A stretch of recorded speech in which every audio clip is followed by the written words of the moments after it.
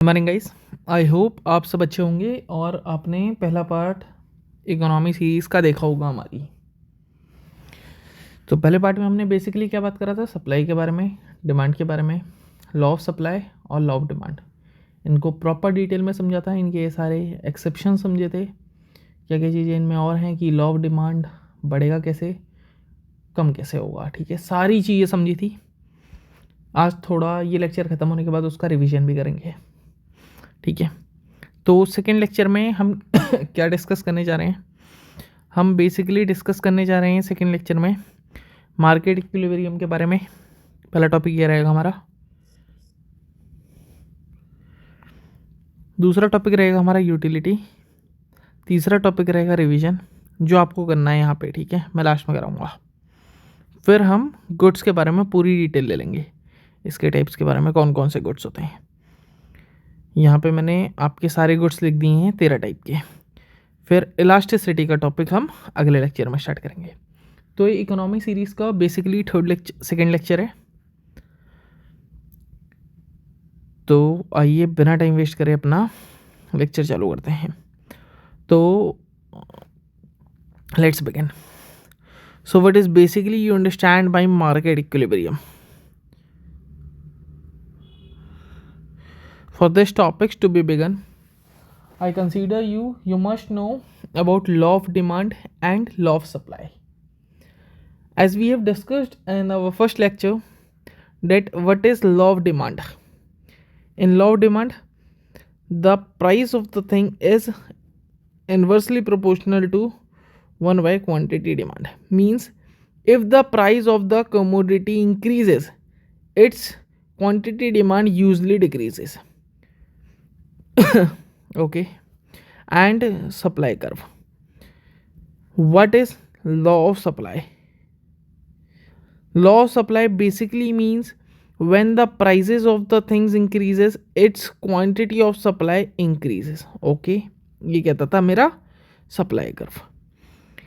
तो मैंने आपको बताया था जो डिमांड कर्व था मेरा वो डाउन स्लोपिंग होता था और जो सप्लाई कर्व होता था वो मेरा अपवर्ड स्लोपिंग होता था। ठीक है, फिर मैंने आपको बेसिकली इसके बारे में भी बताया था कि ये जब डिमांड बढ़ेगी तो राइट वर्ड शिफ्ट हो जाएगा, डिमांड कम होगी तो लेफ्ट वर्ड शिफ्ट हो जाएगा। ये आपको मैंने बताया था, पहले लेक्चर में क्लियर होगा आपको। सेम ऐसे ही मैंने सप्लाई कर्व के बारे में भी बताया था आपको। ठीक है, इनके सारे एक्सेप्शंस भी बताए थे मैंने आपको। तो एट अ पॉइंट जहाँ पे डिमांड कर्व और सप्लाई कर्व इंटरसेक्ट हो जाए, इस पॉइंट को हम बोलते हैं पॉइंट ऑफ इक्विलिब्रियम। समझ गए? पॉइंट ऑफ इक्विलिब्रियम क्या होता है? वो पॉइंट जहाँ पर डिमांड कर्व और सप्लाई कर्व कोलाइड कर जाए, इंटरसेक्शन का पॉइंट, उसी को कहते हैं मार्केट इक्विलिब्रियम। ठीक है, मार्केट इक्विलिब्रियम का बेसिकली मतलब क्या है कि सप्लाई डिमांड के बराबर हो जाए। मतलब जितनी डिमांड आ रही है उस हिसाब से सप्लाई आए, ना ज़्यादा सप्लाई हो ना ज़्यादा डिमांड हो। ठीक है, उस हिसाब से है। और जो मार्केट है इसको खुद ही मेंटेन करता है by using the principle of supply and demand. ठीक है, सप्लाई के साइड से होती है प्रोड्यूसर साइड से और डिमांड के साइड से होती है कंज्यूमर साइड से। अब एक केस ले लो, मान लो सप्लाई किसी प्रोडक्ट की ज़्यादा हो गई। ठीक है, सप्लाई ज़्यादा होगी, पहला केस लिया है मैंने यहाँ पे, देखो सप्लाई बढ़ा दी गई है, मतलब सप्लाई ज़्यादा कर दी है डिमांड से, तो क्या होगा? तो सरप्लस हो जाएगा मार्केट में। किसी चीज़ की सप्लाई बढ़ा दी और उसकी डिमांड कम कर दी तो सरप्लस हो जाएगा भाई। ठीक है, जैसे आज की डेट में अगर मैं ऑनियन की सप्लाई बढ़ा देता हूँ बहुत ज़्यादा मार्केट में, बहुत ज़्यादा सरप्लस हो जाता है, तो एक टाइम ऐसा आएगा लोग उसे बाय करना बंद कर देंगे। ठीक है, नेसेसिटी गुड है, बंद तो नहीं करेंगे। एक हाइपोथेटिकल एग्जांपल दिया है मैंने आपको। तो अगर सरप्लस पे है चीज़, उसकी डिमांड कम हो रही है, तो उसके बेसिकली क्या होंगे? प्राइस कम होंगे। तो देखो जैसे ही प्राइस कम होंगे, मान लो प्राइस कम हुए, जैसे ही प्राइस कम हुए तो उसकी डिमांड बढ़ना चालू हो जाएगी फिर से। जब उसकी डिमांड बढ़ेगी तो उसकी डिमांड बढ़ना चालू हो जाएगी। ठीक है, प्राइस कम हुए किसी भी चीज़ के तो उसकी डिमांड बढ़ना चालू हो जाएगी। जो चीज़ सस्ते में मिल रही है उसकी डिमांड ज़्यादा हो जाएगी। ठीक है, जब डिमांड बढ़ जाएगी तो धीरे धीरे उसकी सप्लाई भी डिमांड के बराबर आने लग जाएगी। ग्राफ के थ्रू समझिए। मान लीजिए मैंने सप्लाई बढ़ा रखी थी, सप्लाई बढ़ गई, पहले केस के मुताबिक मेरी सप्लाई वाला ही है ना, हाँ, सप्लाई मेरी इतनी है। डिमांड मेरी इतनी है, डिमांड मेरी कम हो गई ठीक है, सप्लाई मेरी यहाँ पे है और डिमांड मेरी यहाँ पे हो गई, ठीक है, ये सप्लाई साइड, ये डिमांड साइड। तो अब क्या होगा, देखो सप्लाई बढ़ी तो मार्केट में सरप्लस होने लगा, ठीक है, सरप्लस होने लगा तो उसकी मेरी डिमांड कम हो जाएगी, ठीक है, डिमांड कम है तो उस चीज़ के मेरे प्राइस कम हो जाएंगे। जब मेरे प्राइस कम होंगे तो क्या होगा, उसकी डिमांड बढ़ जाएगी। जो चीज़ आज की कल की डेट में 10 रुपये की मिल रही थी उसकी डिमांड कम होगी एज़ कम्पेयर टू जो चीज़ आज की डेट में 5 रुपये की मिलेगी। 5 रुपये की चीज़ जैसे ही होगी तो उसकी डिमांड बढ़ जाएगी।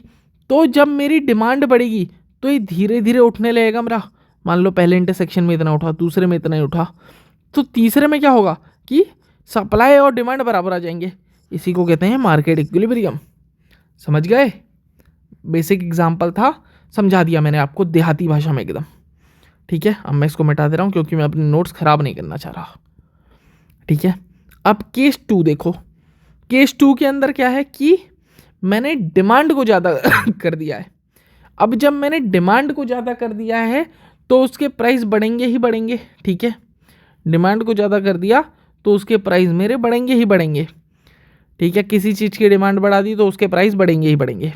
इस केस में क्या बोला है, मैंने बोला है कि मेरी डिमांड इतनी है और मेरी साइड से सप्लाई इतनी हो रही है। क्या बोला मैंने, डिमांड इतनी है और सप्लाई इतनी है। तो जब डिमांड ज़्यादा होगी तो उसके प्राइस बढ़ जाएंगे, ठीक है। जब प्राइस बढ़ेंगे तो क्या होगा, डिमांड ज़्यादा है तो सप्लाई मेरी कम हो जाएगी, ठीक है।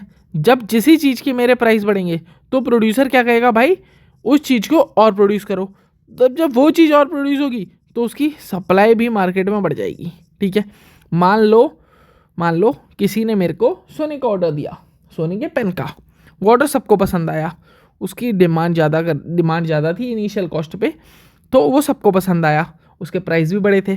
तो क्या हुआ, अब धीरे धीरे डिमांड ज़्यादा थी तो बिकेगा बहुत अच्छी स्पीड से, सप्लाई कम के हिसाब से है। मतलब मान लो सप्लाई 10 यूनिट ही प्रोड्यूस कर रहे हैं एज यूजुअल जितनी चलती हैं, तो क्या होगा, तो धीरे धीरे जब उसकी डिमांड ज़्यादा बढ़ेगी तो वो बिकता रहेगा और एक ऐसा पॉइंट आएगा जब उसकी सप्लाई बहुत कम हो जाएगी मार्केट के हिसाब से, ठीक है। तो मेरा प्रोड्यूसर, जो मेरी कंपनी होगी, मैं अपनी कंपनी से कहूँगा भाई तू और प्रोड्यूस कर, वो आउटपुट अच्छा दे रहा है मुझे, वो प्रॉफिट ड्रिवन है। तो जब मैं अपनी कंपनी से कहूँगा तू उसको और प्रोड्यूस कर, तो उसकी धीरे धीरे सप्लाई बढ़ जाएगी, ठीक है। सप्लाई बढ़ेगी इन द सेंस, ये देखो बढ़ गई, तो इस पॉइंट पे भी मार्केट इक्विलिब्रियम हो गया। समझ गए होंगे ना? ये अपनी कॉपी में लिख लेना, जो मैंने यहाँ बनाया था ये बना लेना, ठीक है। समझ गए? दोनों केसेस में क्या है, बेसिकली जो मार्केट इक्विलिब्रियम है वो मार्केट खुद ही मैनेज कर रही है by using supply and demand relation, ठीक है। समझ गए? मार्केट इक्विलिब्रियम आपका क्लियर हो गया होगा। अगले टॉपिक में बढ़ते हैं। यूटिलिटी क्या होती है, देहाती भाषा में समझो, एक पिज़्ज़ा है, ठीक है, पिज़्ज़ा है, उसकी 6 स्लाइसेस कर दो, ये पहली, ये दूसरी, ये तीसरी, ये चौथी, ये पाँचवीं, ये छठी, ये सातवीं, ये आठवीं, 8 स्लाइसेस बन गई। अब पहली स्लाइस को तुम खाओगे तो तुम्हें बहुत मज़ा आएगा, दूसरी को भी खाओगे तो पहली से थोड़ा कम मज़ा आएगा, तीसरी को भी खाओगे तो दूसरी से कम मज़ा आएगा, चौथी को भी खाओगे तो तीसरी से कम मज़ा आएगा। अब ऐसा पॉइंट आएगा कि तुम पाँचवीं को खाओगे ही नहीं, क्योंकि तुम्हारा पेट भर चुका है और तुम्हें मज़ा आना भी बंद हो गया है, ठीक है। तो बेसिकली यूटिलिटी का मतलब क्या होता है, एक सेटिस्फैक्शन होता है जब तुम कंज्यूम करते हो कमोडिटी को। अगर मैंने पिज़्ज़ा का पहला स्लाइस आया तो मुझे बहुत अच्छे से मज़ा आएगा, क्योंकि मेरे को सेटिस्फैक्शन मिलेगी as compare to second slice. मैं सेकेंड स्लाइस खाऊंगा तो मेरी टंग में ऑलरेडी वो टेस्ट रोल आउट हो चुका होगा, ठीक है, तो मुझे उतना मज़ा नहीं आएगा एज़ कम्पेयर टू 3। जब मैं 3 में जाऊंगा तो 2 के कंपैरिजन में मज़ा नहीं आएगा, और ऐसे ही चलते चलते इनिशियली फाइनली अगर मैं 6 या 7 तक पहुंचूं तो मेरा मन खाने का भी नहीं करेगा। तो इसी को कहते हैं यूटिलिटी, ठीक है। अगर यूटिलिटी बढ़ेगी तो डिमांड ऑटोमेटिकली ही बढ़ेगी उस चीज़ की। मुझे बहुत पसंद है, मेरा सेटिस्फेक्शन लेवल हाई जा रहा है तो मेरी उसकी डिमांड बढ़ेगी ही बढ़ेगी। मुझे मैगी बहुत पसंद है तो मैं उसकी डिमांड करूँगा ही करूँगा। समझ गए? तो बेसिकली आपको इसमें कीवर्ड सेटिस्फेक्शन याद करना है आफ्टर कंज्यूमिंग अ कमोडिटी, ठीक है। सर्विसेज नहीं आएंगी इसमें। अब ये 2 टाइप की होती हैं, एक होती है टोटल यूटिलिटी और एक होती है मार्जिनल यूटिलिटी। टोटल यूटिलिटी का मतलब क्या होता है, मैं टोटल सबको पूरा खा के बताऊंगा, मतलब गैप बाय गैप मैं नहीं बोलूंगा। अब पूरा पिज़्ज़ा खाऊंगा फिर बताऊंगा कि इसकी यूटिलिटी कैसी है। मार्जिनल यूटिलिटी को, मार्जिनल जहां भी आया आज से इकोनॉमी में, तो आप याद करना कि एडिशनल, ठीक है, मतलब एडिशनल मतलब पीस बाय पीस। पहले इतना पूरा है, मैंने इतना खा लिया, इतना खा लिया, पहले मैं इसकी यूटिलिटी बताऊंगा, फिर इसकी, फिर इसकी, समझ गए। ये होता है टोटल यूटिलिटी और मार्जिनल यूटिलिटी के बीच में डिफरेंस। और यहीं से एक लॉ आता है जिसको बोलते हैं law of diminishing marginal utility. बहुत बच्चे कंफ्यूज होते हैं। लॉ का मतलब आपको पता ही है, डिमिनिशिंग का मतलब as the word itself suggest कि इसका मतलब डिक्रीज है। मार्जिनल मैंने आपको बता दिया, जहां भी आज से इकोनॉमी में आप मार्जिनल देखो तो वहां पे एडिशनल डाल देना, ठीक है। तो ये लॉ क्या कहता है कि जो मार्जिनल यूटिलिटी है, हर कंजम्पशन के बाद उसकी सब्सिक्वेंट यूनिट घटेगी ही घटेगी। मार्जिनल यूटिलिटी घटती है हर कंजम्पशन के बाद। मैंने आपको पिज़्ज़ा वाला एग्जांपल दिया था, सेम अप्लाई कर देना। बट कुछ केसेस में इसका एक्सेप्शन होता है। आ जाओ शराबियों, तुम्हारी बात हो रही है यहाँ पे। सॉरी, गलत वर्ड बोला मैंने, बट ऐसे मजे मजे में बोल दिया। तो एक्सेप्शन क्या है, एडिक्टिव सब्सटेंस। अब जैसे अल्कोहल और ड्रग का आप एग्जांपल ले लो। अल्कोहल पहला पैग मारोगे तो उतना मज़ा नहीं आएगा, दूसरा पैग मारोगे तो पहले से ज़्यादा मज़ा आएगा, तीसरा मारोगे तो दूसरे से ज़्यादा मज़ा आएगा, समझ गए। और रेयर आइटम्स में, अब मोनालिसा की पेंटिंग एक ही है भाई, मैं दूसरी कहाँ से लेके आऊँ, समझ गए। उसको यहाँ से लिंक कर लेना। रिवीजन आप यहाँ पे रिवाइज कर लो, ठीक है, सारी चीज़ें, फिर आगे बढ़ना, क्योंकि गुड्स का नया टॉपिक है। तो आप एक बार पूरा रिवाइज कर लेना आपने, क्योंकि कॉपी में नोट्स बनाए होंगे, आप अच्छे से इन चीज़ों को रिवाइज कर लेना। माइक्रो मैक्रो जो पूरा बताया ओवरऑल रिवाइज कर लो, ठीक है। इतना समझ गए। एक बार और बता देता हूँ। मार्केट इक्विलिब्रियम क्या होता है, सप्लाई कर्व और डिमांड कर्व जहाँ पे इंटरसेक्ट करते हैं उस पॉइंट को कहते हैं point of equilibrium. Market equilibrium में बेसिकली क्या होता है, सप्लाई ये बराबर हो जाती है डिमांड के। सप्लाई किस साइड से आएगी, प्रोड्यूसर साइड से आएगी, और डिमांड किस साइड से आएगी, कंज्यूमर साइड से आएगी, ठीक है। केस 1 ले लिया, प्रॉपर समझा दिया था आपको एग्जाम्पल के साथ, यहाँ पे डायग्राम भी बनाया था। केस 2 ले लिया, वो भी आपको प्रॉपर समझा दिया था, ठीक है।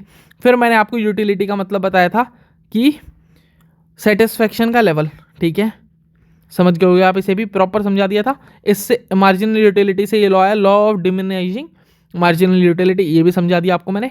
और हाँ, यहाँ पे आके इसके एक्सेप्शंस भी बता दिए कि ये कहाँ पे वैलिड नहीं है। ठीक है, रिवीजन कर लेना अब यहाँ पे।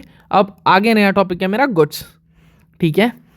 गुड्स के बारे में पढ़ते हैं अब, ठीक है। सर्विसेज को इंक्लूड मत करना यहाँ पे, खाली गुड्स को बात कर रहे हैं, तो गुड्स के बारे में प्रॉपर समझ लो। गुड्स के टाइप, इंटरमीडिएट गुड।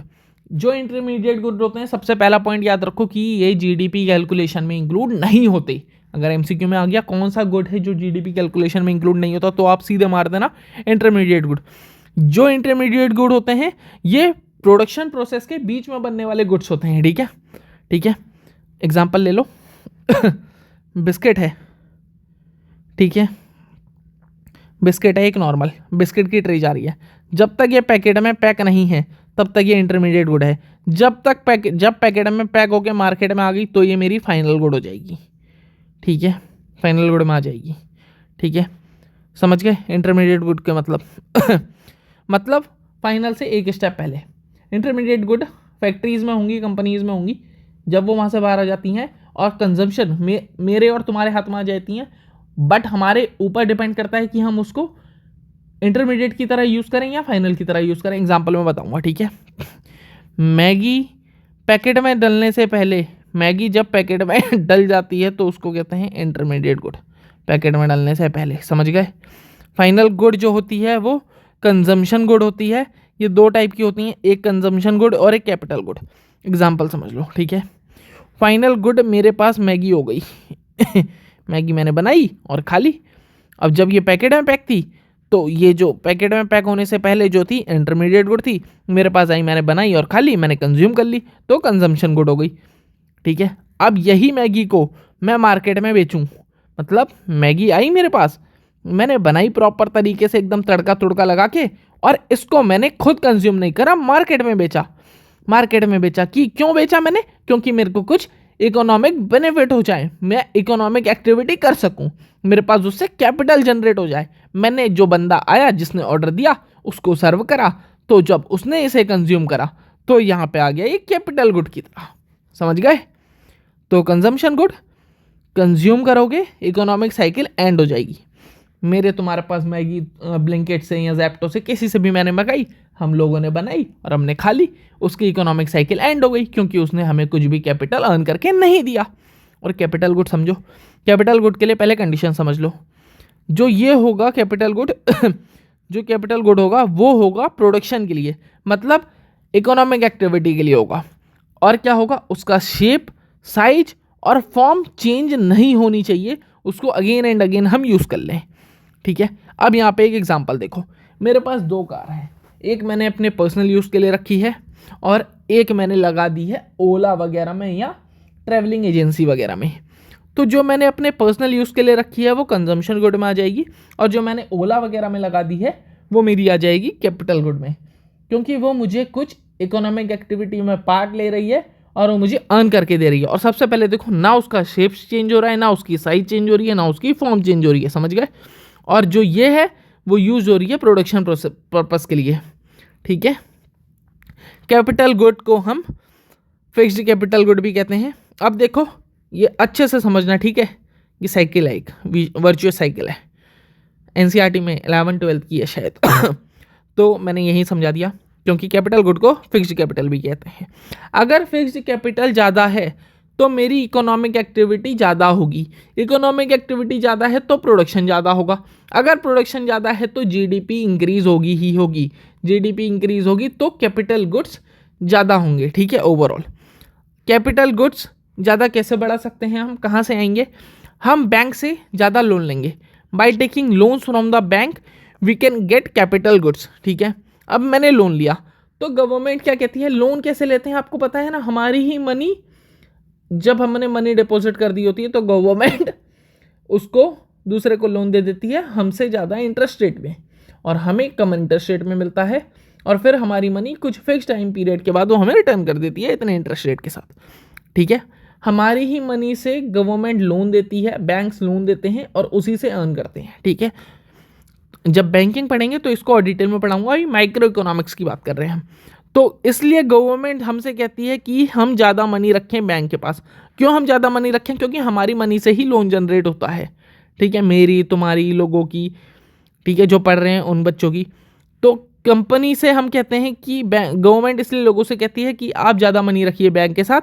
क्यों, क्योंकि अगर ज़्यादा मनी रहेगी तो वो एज अ लोन वो कंपनीज को दे पाएंगे। अब जब वो लोन देंगे कंपनीज को तो कंपनी कैपिटल गुड्स में उसे इन्वेस्ट करेगी और कैपिटल गुड्स की संख्या बढ़ाएगी, ठीक है। अब देखो जब कैपिटल गुड्स बढ़ जाएंगे तो प्रोडक्शन मेरा बढ़ जाएगा, ठीक है। अब प्रोडक्शन बढ़ जाएगा तो जीडीपी बढ़ जाएगा, बट एक और चीज़ सीखो यहाँ से, जब मेरा प्रोडक्शन बढ़ेगा तो हम इकोनॉमिक एक्टिविटीज़ में ज़्यादा इन्वेस्टमेंट करेंगे, ठीक है। इकोनॉमिक एक्टिविटीज़ में जब ज़्यादा इन्वेस्टमेंट करेंगे तो एम्प्लॉयमेंट लोगों के लिए ज़्यादा जनरेट होगा। अगर एम्प्लॉयमेंट लोगों के लिए ज़्यादा जनरेट होगा तो मनी जो होगी वो ज़्यादा जनरेट होगी लोगों के पास। मनी ज़्यादा जनरेट होगी मतलब मान लो अगर आप 10,000 भी अर्न कर रहे हो, तो पहले कुछ भी अर्न नहीं कर रहा था, अब 10,000 अर्न कर रहा है, तो 5,000 अपने पास रखेगा घर के सामान के लिए और 5,000 बैंक में डिपॉजिट कर देगा, और ये बैंक जो है ये मनी को लोन की तरह यूज़ करेगा, ठीक है। तो जो मनी हमारे पास होगी वो बढ़ जाएगी और वो मनी हम बैंक में दे देंगे, ठीक है। उसका 75% अपने पास रख लेंगे, 25% बैंक में दे देंगे कि हमें कुछ टाइम बाद इंटरेस्ट रेट मिले। आरडी वगैरह बनाते हो ना आप बैंक में, घर वालों ने से मुंह से सुना होगा, तो आप समझ गए इंटरमीडिएट गुड्स क्या होते हैं और फाइनल गुड्स क्या होते हैं। भाई इतना पढ़ाने के बाद अगर नहीं समझे तो चुल्लू भर पानी लो और उसमें डूब जाओ, ठीक है। नहीं आया समझ तो एक बार और पूछ लेना। मैंने आपको बता दिया इंटरमीडिएट गुड्स क्या होते हैं और फाइनल गुड्स क्या होते हैं। अब बढ़ते हैं ड्यूरेबल गुड्स में, ये एनसीईआरटी में मेंशन है। ड्यूरेबल गुड्स क्या होते हैं, जो लॉन्ग टर्म गुड्स होते हैं, जैसे फ्रिज और वॉशिंग मशीन। अब भाई 5 साल की तो इनकी वारंटी होती है। ये जो क्या है कि तुमने फ्रिज आज खरीदा या वॉशिंग मशीन आज खरीदी और उसे अगले ही महीने भेज दो, ठीक है। ड्यूरेबल गुड्स जो होते हैं लॉन्ग टर्म गुड्स होते हैं, ठीक है। ये पूछ रहा है क्या सारे ड्यूरेबल गुड्स कैपिटल गुड्स होते हैं, तो अब बताओ इसका आंसर क्या होगा। ड्यूरेबल गुड्स का बेसिक मतलब क्या है कि लॉन्ग टर्म गुड्स, और कैपिटल गुड्स क्या होते हैं, जो मेरी इकोनॉमिक एक्टिविटीज़ में होते हैं और जिनकी फॉर्म शेप साइज वगैरह चेंज ना हो। ऊपर पढ़ाया था ना आपको, ये रहा, ठीक है। शेप साइज फॉर्म चेंज ना हो for production of economic activities, ठीक है। तो क्या ड्यूरेबल गुड्स कैपिटल गुड्स की तरह होंगे? तो इसका आंसर है फॉल्स है ये। क्यों? रीजन बता देता हूं। अगर मैं ड्यूरेबल गुड्स को घर के काम में यूज़ करूं तो क्या वो कैपिटल गुड्स की तरह एक्ट करेंगे? नहीं करेंगे।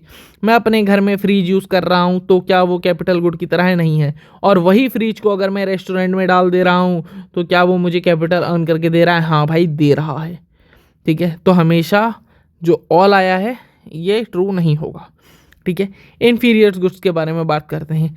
इन्फीरियर गुड्स जो होते हैं वो फॉलो करते हैं लॉ ऑफ डिमांड को। लॉ ऑफ डिमांड क्या कहता है? अगर किसी चीज़ का प्राइस बढ़ेगा तो उसकी quantity of demand, quantity demand जो है वो घटेगी ही घटेगी। ठीक है, इन्फीरियर गुड्स क्या होते हैं? लो क्वालिटी गुड्स होते हैं। अगर प्राइस बढ़ेगा तो उसकी डिमांड घटेगी घटेगी। मैं इतना पढ़ा रहा हूँ तुम्हें और मैंने ही गलत करा है। प्राइस बढ़ेगा तो क्वांटिटी डिमांड घटेगी। ठीक है, लेकिन मैं एमसीक्यू में गलत नहीं करता। अगर इनकम बढ़ेगी, मेरी इनकम बढ़ रही है लेकिन वो इन्फीरियर क्वालिटी के हैं, तो मैं उसमें डिमांड बढ़ाऊंगा, उनको लूँगा ही नहीं, तो मेरी डिमांड कम होगी। इनकम इलास्टिसिटी ऑफ डिमांड जो होगी वो उसकी हमेशा नेगेटिव होगी। जो प्राइस इलास्टिसिटी ऑफ डिमांड होगी वो भी हमेशा नेगेटिव होगी। और हाँ, जब इलास्टिसिटी टर्म आ गया तो ये इलास्टिक होगा ही होगा। ठीक है, ये मैं आपको थोड़ी देर में बताऊंगा, इलास्टिसिटी जब पढ़ाऊंगा। अभी कंफ्यूज मत होना, अभी बस याद कर लो, क्या पता कोई क्वेश्चन बन जाए इन्फीरियर गुड्स के रिगार्डिंग। हाँ, और जो इन्फीरियर गुड्स होते हैं वो फॉलो करते हैं लॉ ऑफ डिमांड को। अब लग्जरी गुड्स में आ जाओ। लग्जरी गुड्स में जो लॉ ऑफ डिमांड होता है वो इन जनरल फॉलो नहीं होता। वैसे होता है, सारे केसेस में फॉलो नहीं होता, इन जनरल बोला है मैंने। ठीक है, लग्जरी गुड्स क्या क्या होगा? जैसे ब्रांडेड क्लोथ ले लो, फॉरेन टूल्स ले लो। ठीक है, तो ये सारे लग्जरी गुड्स में आ गए। वेबलेंड गुड्स क्या होते हैं? इनको बेसिकली लॉ ऑफ डिमांड नहीं फॉलो करता। वेबलेंड गुड्स होते हैं अल्ट्रा लग्जरी गुड्स, जैसे डियोर के कपड़े ले लो, एलवी बैग्स ले लो, रॉयल्स रॉयस ले लो। ठीक है, ये सारी चीज़ें आ गई वेबलेंड गुड्स में। वेबलेंड गुड्स का प्राइस हाई है क्योंकि उनकी डिमांड हाई है। अगर उनका प्राइस हाई ना हो तो उनकी डिमांड हाई होगी ही नहीं। वो इसलिए बिके जाते हैं, वो स्टैंडर्ड बताते हैं, अगर उनका प्राइस हाई है तो ही उनकी डिमांड ज़्यादा है। ठीक है, अगर उनका प्राइस कम होगा तो उनकी डिमांड ज़्यादा नहीं होगी। समझ गए? गिवन गुड्स क्या होते हैं? ये वो तरीके के इन्फीरियर गुड्स होते हैं जो लॉ ऑफ डिमांड को फॉलो करते ही नहीं है। ये जो गिवन वर्ड है ये मेरा यूरोप से आया हुआ है। गिवन पैराडॉक्स हुआ था, वहाँ पे एक फैमिन आई थी। तो बेसिकली लॉ ऑफ डिमांड क्या कहता है कि अगर मेरा प्राइस बढ़ेगा तो क्वांटिटी डिमांड घटेगी ही घटेगी। प्राइस और क्वांटिटी डिमांड के बीच में इन्वर्स रिलेशन होता है, ये मेरा लॉ ऑफ डिमांड कहता है। बट इसमें क्या है? प्राइस तो बढ़ेगा ही बढ़ेगा बट क्वांटिटी डिमांड भी बढ़ेगी ही बढ़ेगी। ये जो गिवन वर्ड है ये कहाँ से आया? गिवन पैराडॉक्स आया। मैरिट गुड्स क्या होते हैं? मैरिट गुड्स जो होते हैं जिनका इम्पैक्ट पॉजिटिव होता है, सोशली डिजायरेबल होते हैं, जैसे हेल्थ और एजुकेशन, और गवर्नमेंट इन्हें सपोर्ट करती है जनरली। ठीक है, डिमेरिट्स गुड्स क्या होते हैं? नेगेटिव एक्सटर्नलिटीज़, जैसे जैसे जैसे जैसे इसका एग्जांपल में आ जाएगा अल्कोहल और सिगरेट्स, और जो गवर्नमेंट है इनको इम्पोज करती है और इनमें लगाती है सेन टैक्स। सुना होगा न्यूज़ में, जब टैक्स पढ़ाऊंगा तब बताऊंगा इसके बारे में प्रॉपर। ठीक है, अब कुछ टाइप की और गुड्स रह गए मेरे, उनके लिए पहले बेसिकली आपको दो टर्म समझने होंगे। एक्सक्लूजन मतलब एक्सक्लूडेड, तुम उस एरिया से एक्सक्लूडेड हो। एक्सक्लूजन दो टर्म समझो एक्सक्लूजन में, एक एक्सक्लूडेड एक नॉन एक्सक्लूडेड। ठीक है, आप प्राइवेट प्रॉपर्टीज़ में किसी की भी बिना उनकी परमिशन से जा नहीं सकते, मतलब प्राइवेट गुड्स में आप बेसिकली एक्सक्लूडेड रहोगे और पब्लिक गुड्स में आप नॉन एक्सक्लूडेड रहोगे। अब इसमें एग्जांपल देखो आप। ठीक है, आप अगर किसी के घर के आगे बैठ के पढ़ रहे हो, उसकी पर्सनल लाइट है तो वो आपको पढ़ने नहीं देगा, आप उससे एक्सक्लूडेड हो। बट अगर आप स्ट्रीट लाइट में पढ़ रहे हो जो कि गवर्नमेंट वगैरह ने लगाई हुई है तो आप उसमें बैठ के पढ़ सकते हो, आपको कोई नहीं रोकेगा, ना कोई टोकेगा आपको।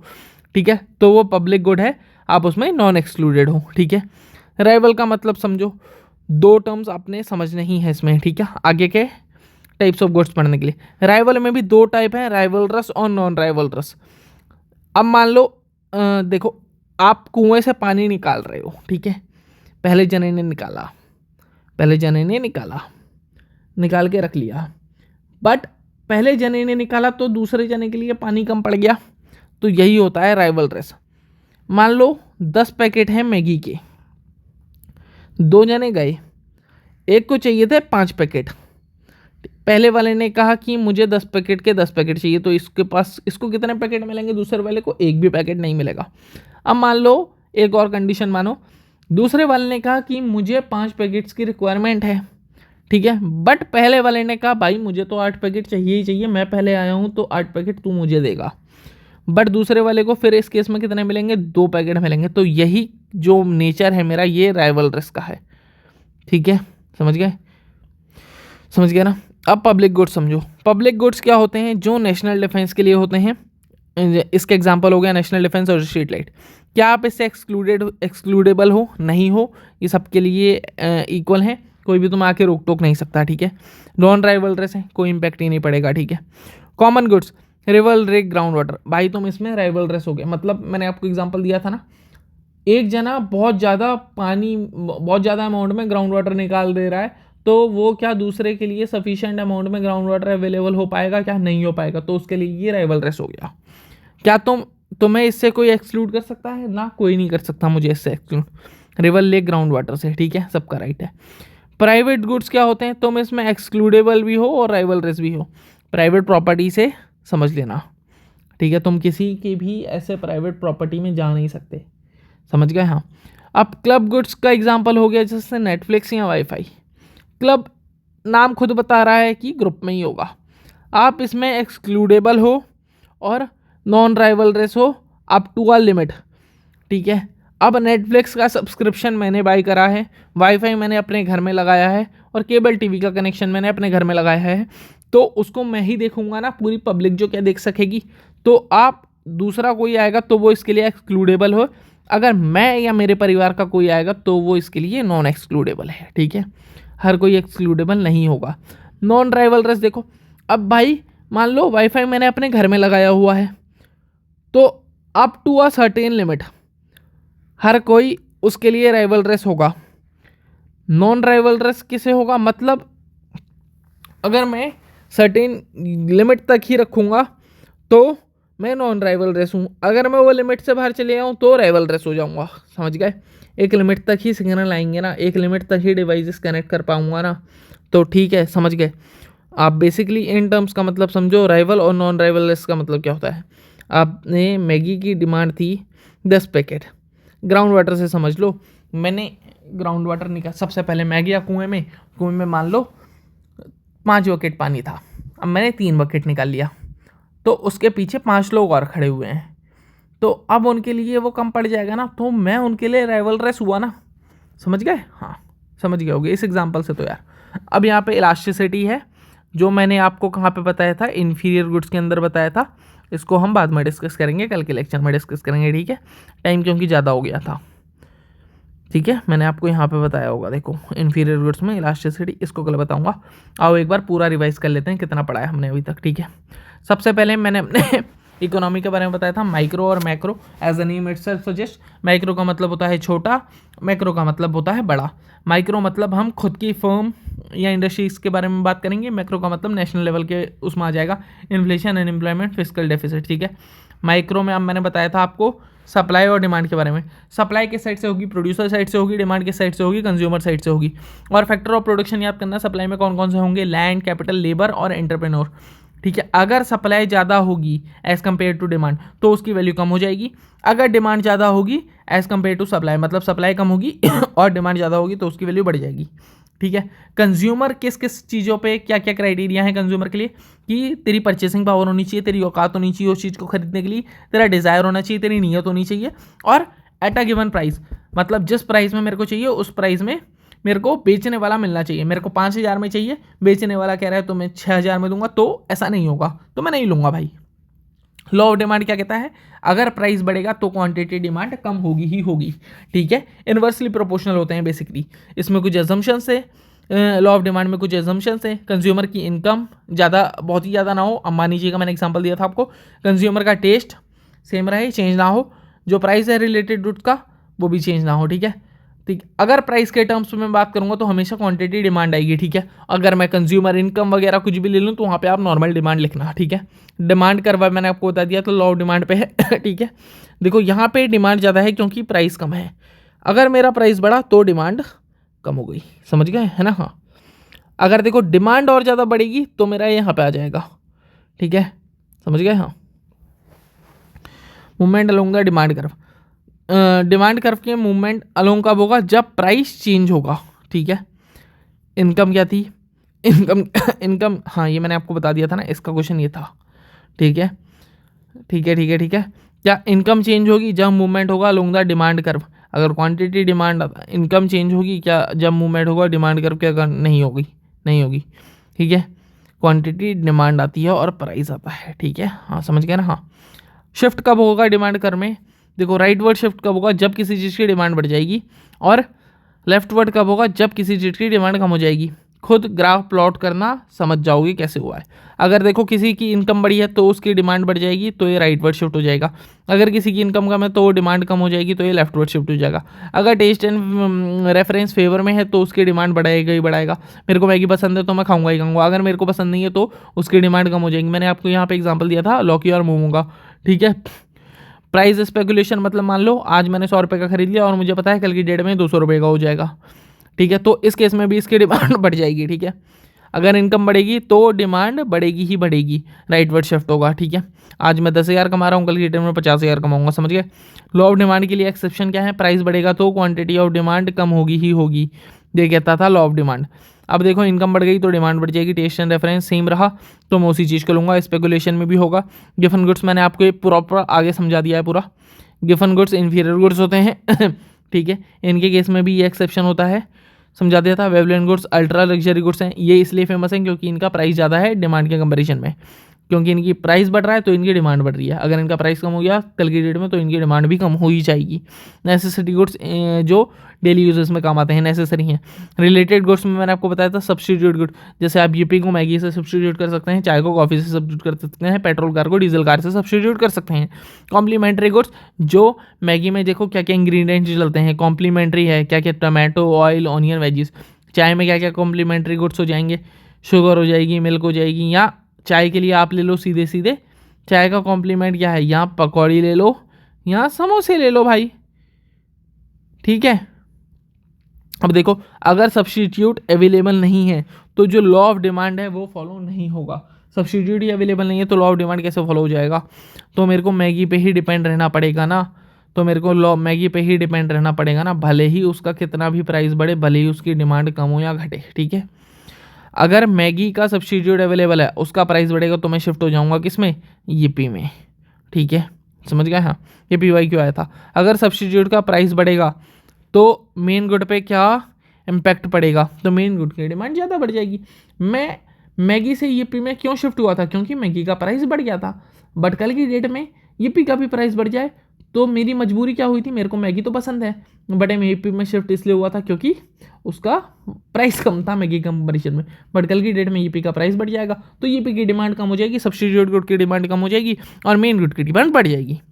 कॉम्प्लीमेंट गुड का अगर प्राइस बढ़ेगा तो उस पर डिमांड पे इफेक्ट क्या होगा, उसकी डिमांड कम हो जाएगी, ठीक है। यहाँ पे एग्जांपल में समझ लिया था, पढ़ लेना। लॉ ऑफ सप्लाई क्या कहता है, प्राइस बढ़ाओगे तो सप्लाई क्वांटिटी सप्लाई बढ़ेगी ही बढ़ेगी, ये इसका एग्जांपल था। इसके लिए कुछ कंडीशन थी, तुम्हारे अंदर विलिंगनेस होनी चाहिए सेल करने की, तुम्हारे अंदर तुम्हारी वो होनी चाहिए एबिलिटी होनी चाहिए सेल करने की, और एट अ गिवन प्राइस पे, ठीक है। स्टॉक में डालोगे तो सप्लाई में काउंट नहीं होगा, अपवर्ड स्लोपिंग होती है लॉ ऑफ सप्लाई में, लॉ ऑफ डिमांड में क्या होती है, डाउनवर्ड स्लोपिंग, और इसी को मार्केट इक्विलिब्रियम कहते हैं जो आज ही पढ़ा है, ठीक है। एक्सेप्शंस क्या क्या हैं इसमें, अगर रॉ मटेरियल की शॉर्टेज, अगर जैसे आटा से मैगी बन रही है वहीं पे शॉर्टेज हो गई तो सप्लाई में कैसे करूँगा, प्रॉपर सप्लाई कैसे करूँगा, मैं प्रोडक्शन ही नहीं कर पाऊँगा। अगर लेबर शॉर्टेज हो गई तो कौन बनाएगा।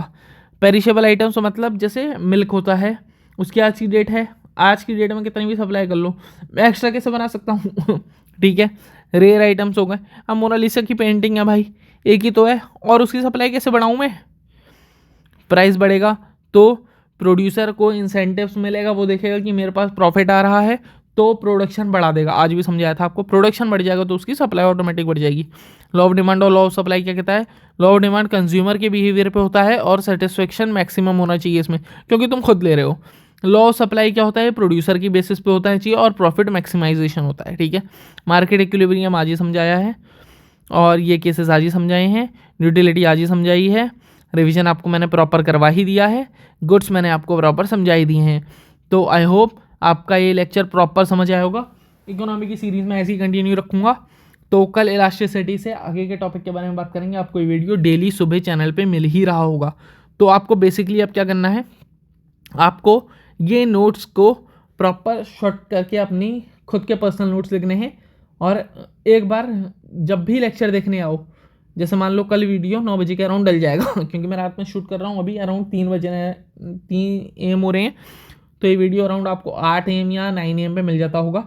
आप जब भी ये लेक्चर देखो उससे पहले एक बार वो जो नोट्स हैं प्रॉपर उन्हें रिवाइज कर लो, और रात में जब सो रहे हो तो शुरुआत से लेकर लास्ट तक का रिवाइज कर लो, ठीक है। इकोनॉमी, अगर आप किसी भी गवर्नमेंट एग्जाम की प्रिपरेशन कर रहे हैं, आपका सबसे मेन एम होना चाहिए पॉलिटी और इकोनॉमी में बेसिकली। इससे मेजर क्वेश्चंस आते हैं और ये लोग टैकल भी नहीं कर पाते, ठीक है। इकोनॉमी मैं आपको पूरी पढ़ाऊंगा, समझ गए। तो bye bye, have a nice day.